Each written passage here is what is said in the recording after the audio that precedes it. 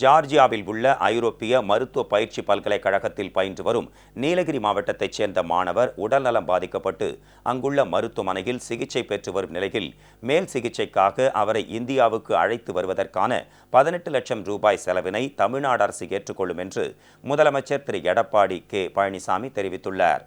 முதலமைச்சர் திரு எடப்பாடி கே பழனிசாமி இன்று வெளியிட்டுள்ள அறிக்கையில், ஜார்ஜியா நாட்டின் தலைநகர் திபிலிசியில் உள்ள ஐரோப்பிய மருத்துவ பயிற்சி பல்கலைக்கழகத்தில் பயின்ற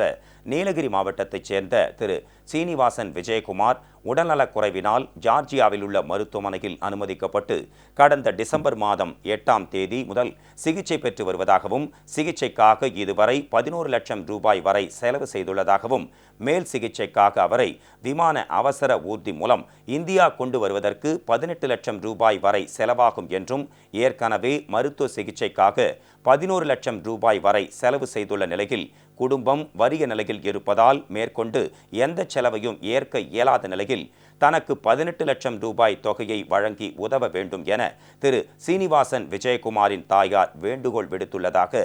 ஆர்மீனியாவில் உள்ள இந்திய தூதரகம் கேட்டுக்கொண்டுள்ளது என அறிக்கையில் தெரிவிக்கப்பட்டுள்ளது.